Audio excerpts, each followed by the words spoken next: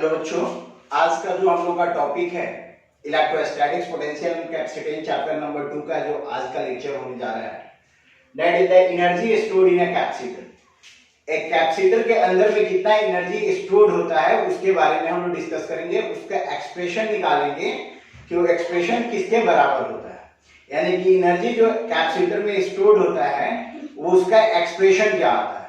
हमें जैसे कि मालूम है कि energy stored in a capacitor, capacitor एक डिवाइस है जिसके अंदर क्या स्टोर होता है, चार्ज स्टोर होता है।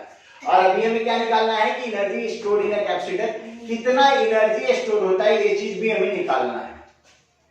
तो जैसे कि हम लोग जानते हैं किसी भी कैपेसिटर को चार्ज करने के लिए हमें वर्क डन करना पड़ता है, और वो जो वर्क डन होता है वो किसके द्वारा किया जाता है, सोर्स के द्वारा किया जाता है। तो सोर्स के द्वारा जो भी वर्क डन किया जाता है वो work done as a energy capacitor में स्टोर हो जाता है। जैसे energy stored in a capacitor की अगर हम बात करते हैं तो क्या है, it is equal to work done in charging the capacitor. Capacitor को चार्ज करने में जो भी सोर्स के द्वारा वर्क डन किया जाता है वो क्या कहलाता है, एज ए एनर्जी स्टोर हो जाता है। तो it is equal to work done, it is equal to work done by source. आप यहां पे लिख सकते हैं by source in charging the capacitor. नहीं लिखेंगे तो चलेगा, it is equal to work done in charging the capacitor. इसके एक्सप्रेशंस को दो तरीके से हम लोग प्रूव कर सकते हैं। तो आइए सबसे पहले हम लोग देखते हैं कि इसके एक्सप्रेशंस, इसके फार्मूला क्या होता है। तो हमें मालूम है कि वी नो दैट, पहले ही हम लोग पढ़े हैं कि C is equal to capacitance का जो फार्मूला था, यानी हम लोगों ने देखा था Q is directly proportional to, Q is equal to क्या आया था, CB। Q is directly proportional to क्या हो रहा था, V। पहले की बात से देख लीजिए, Q is directly proportional to क्या हो रहा था, V। और जैसे ये हटता था तो एक कांस्टेंट आता था, दैट इज द CB, और C क्या होता था हमारा, कैपेसिटेंस होता था। अगर हम इसका ग्राफ बनाएं, Q और V का अगर हम ग्राफ बनाएं तो डायरेक्टली प्रोपोर्शनल का ग्राफ कैसे बनता है, स्ट्रेट लाइन बनता है जो ओरिजिन से स्टार्ट होता है।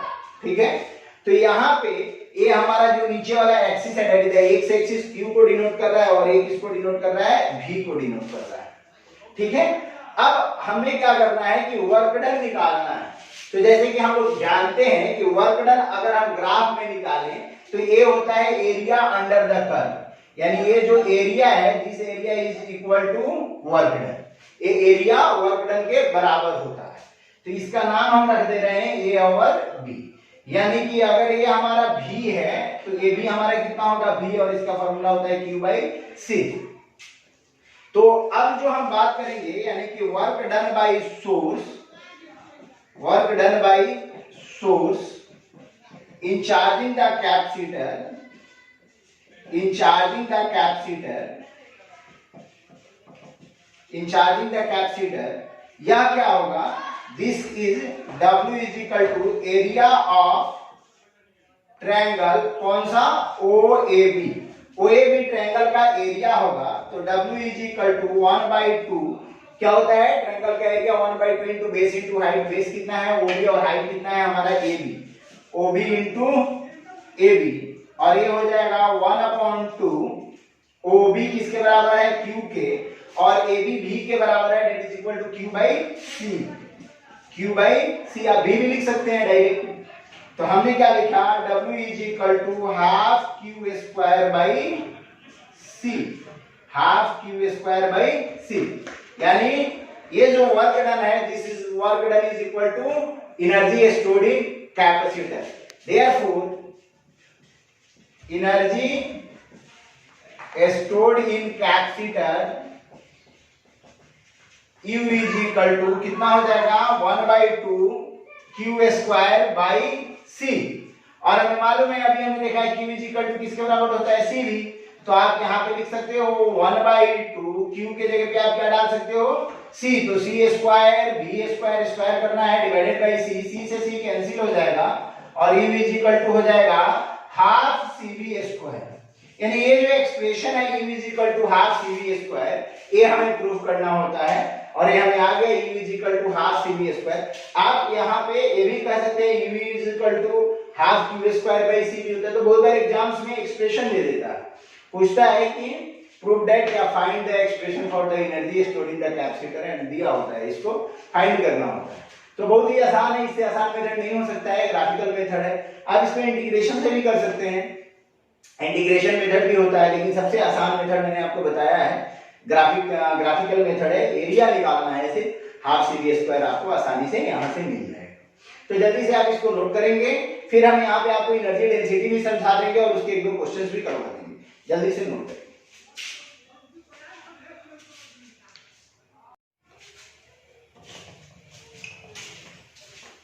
Now energy density of a capacitor, जैसे हम डेंसिटी की बात करते हैं तो डेंसिटी पर यूनिट वॉल्यूम में निकाला जाता है, यानी पूरे वॉल्यूम के अंदर में हम डेंसिटी को निकालते हैं। तो अगर एनर्जी डेंसिटी की बात करेंगे तो एनर्जी पर यूनिट वॉल्यूम, यानी कि energy per unit volume is called energy density of capacitor. Energy per unit volume, तो कैपेसिटर का वॉल्यूम कैसे पता चलेगा? तो हमें मालूम है कि दो पैरेलल प्लेट कैपेसिटर में एक इसके एरिया A1 एक एरिया A होता है और इसका A1 A2 एरिया मान सकते हैं, और बीच का डिस्टेंस हम लोग कितना मानते हैं D। एरिया ऑलरेडी हम लोगों ने कंसीडर किया भी है, पैरेलल प्लेट कैपेसिटर पिछले लेक्चर में हम लोगों ने पढ़ा है। तो यहाँ पे हम लोग ये देख रहे हैं कि अगर हम डेंसिटी की वॉल्यूम की बात करें तो कितना होगा वॉल्यूम? Area into height. तो एरिया A है और हाइट कितना है इसका? D है, यानी गैप जो है वो क्या है? D है। तो ये जो वॉल्यूम है V डैश, यह किसके बराबर होगा? Area into distance, area into distance यानी A इंटू D। तो हम अगर यहाँ पे बात करेंगे एनर्जी डेंसिटी को, जिसको स्मॉल u से डिनोट किया जाता है, तो energy density is equal to energy by volume, यानी small u is equal to capital U by volume. Volume को हम किससे डिनोट किए हैं? V डैश से। V डैश से हम लोग इसको वॉल्यूम बोलते हैं, तो U बाय V डैश, और V डैश किसके बराबर होता है? Area into distance, A into D। V dash किसके बराबर होगा? A into D। यानी अगर हम बात करें एनर्जी डेंसिटी की तो हम इसको ऐसे लिखेंगे, small u is equal to capital U मतलब हाफ CV स्क्वायर और divided by volume V dash. तो V डैश के जगह पे हम क्या डाल सकते हैं? A into D। एक और इक्वेशन हम लोग को मालूम है, एक और रिलेशन मालूम है E और V का, हम लोग पढ़े हैं E is equal to V by D, यानी पोटेंशियल ग्रेडियंट में भी पढ़े हैं E is equal to dV by dx, यानी पोटेंशियल बाई D। तो E इज इक्वल टू हम क्या लिख सकते हैं? V by D। तो V इज इक्वल टू हम यहाँ पे लिख सकते हैं E इंटू D। इस दोनों इक्वेशंस का यूज करके, इस दोनों रिलेशंस को यूज करके यहाँ पे वैल्यू डालेंगे और देन आफ्टर हम इसको कैलकुलेट कर लेंगे। तो आइए देखते हैं। U इज इक्वल टू 1/2, 2 नीचे आ जाएगा तो 1/2 CV स्क्वायर, और V डैश के जगह पे क्या लिख सकते हैं हम? A into D, A into D। चलिए एक रिलेशन और आता है पैरेलल प्लेट कैपेसिटर का, उसका भी यूज हम लोग कर लेते हैं यहाँ पे, और वह रिलेशन होता है capacitance C is equal to A epsilon nought बटा D। C is equal to A epsilon nought बटा D, यानी तीन रिलेशन, एक वॉल्यूम का, एक V का E इंटू D, और तीसरा एक कैपेसिटेंस का C is equal to A epsilon naught by. इन तीनों के हेल्प से हम इसको कैलकुलेट करेंगे, बहुत ही आसान है। ध्यान से बस यहाँ पे देखिएगा, 1/2 C के जगह पे क्या लिखिएगा? A एप्सिलॉन नॉट बटा D into A into D, A into D, इसका A एप्सिलॉन नॉट बटा D इंटू V स्क्वायर। अब यहाँ पे आप V स्क्वायर के जगह पे E इंटू D स्क्वायर भी लिख सकते हैं, तो हम वही लिखते हैं E square into D square. देखिए कितने आसानी से कटेगा, D से D कैंसिल हो गया, D स्क्वायर, A से A कैंसिल हो गया, U इज इक्वल टू क्या आ गया? 1/2 एप्सिलॉन नॉट E स्क्वायर। बहुत ही आसान सा ये डेरिवेशन है। अगर यहाँ पे रिलेटिव परमिटिविटी की बात करें, जो एप्सिलॉन R होता है, तो हम ऐसे लिख सकते हैं 1/2 epsilon not into epsilon R E square. तो आप इसको ऐसे भी लिख सकते हैं। एप्सिलॉन R क्या है हमारा? रिलेटिव परमिटिविटी ऑफ मीडियम, यानी एनर्जी डेंसिटी क्या होता है? एनर्जी बाय वॉल्यूम, वॉल्यूम का इक्वेशन A इंटू डी, फिर एक रिलेशन E का V बाई डी से, तो V is equal to E D, C का पैरेलल प्लेट कैपेसिटर का कैपेसिटेंस A एप्सिलॉन नॉट बटा डी, तीनों का वैल्यू उठाया, यहां पे पुट किया, कैंसिल आउट हुआ, half epsilon nought E square, कोई मीडियम है तो एप्सिलॉन, अदरवाइज। तो आप इसको जल्दी से उतारेंगे, फिर हम इसके क्वेश्चंस देखेंगे आज के lecture.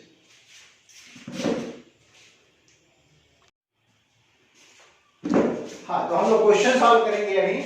A capacitor of capacity 10 microfarad, a capacitor of capacity 10 microfarad is subjected to charge by a battery of 10 volt, 10 volt के बैटरी से calculate the energy stored in the capacitor, energy हमें निकालना है।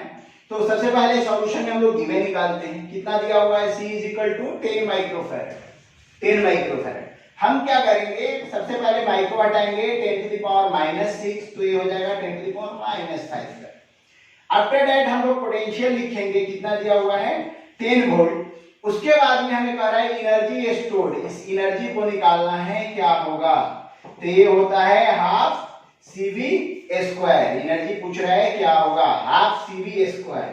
और हम इसको आसानी से कैलकुलेट कर लेंगे, 1/2, C का वैल्यू है 10 टू द पावर -5 और V का वैल्यू यहाँ पे कितना है 10, कैंसिल हो जाएगा, तो ये आएगा 5, तो 5 × 10 to the power -5 joule, 5 × 10 to the power -5 joule. अगर हम इसको चाहें तो क्या करेंगे, एक पॉइंट इधर देंगे तो -6 हो जाएगा, ये इतना जूल।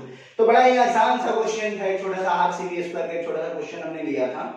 अब इसके बाद जो नया टॉपिक अभी हमारा आएगा, that is the common potential. चलिए जल्दी से इस क्वेश्चन को करते हैं।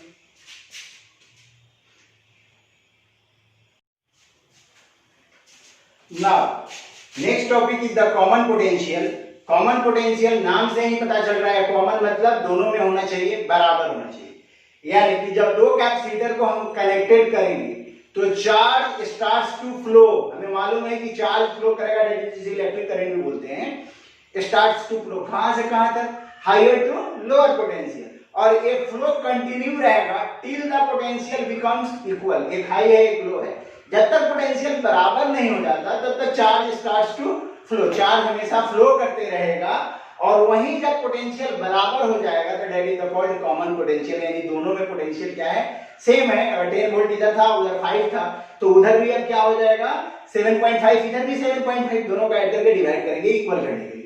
यानी जब तक दोनों में पोटेंशियल इक्वल नहीं होगा तब तक चार्ज फ्लो करेगा, और उसी को हम लोग बोलते हैं कॉमन पोटेंशियल। यानी कि व्हेन टू कैपेसिटर कनेक्टेड, जब दो कैपेसिटर को कनेक्ट करेंगे, then charge flow from higher potential to lower potential, charge का फ्लो शुरू होगा हायर से लोअर पोटेंशियल की तरफ, till the potential becomes equal, कब तक, जब तक पोटेंशियल क्या हो जाए, बराबर नहीं हो जाता है तब तक। This value of potential is called common potential, इसी वैल्यू को क्या बोलते हैं, कॉमन पोटेंशियल। यानी कॉमन पोटेंशियल को अगर हम करेंगे तो क्या होगा, total charge by total capacitance, और चार्ज का value Q is equal to CV, पहले के लिए C1V1, दूसरे के लिए C2V2, total charge divided by total capacitance.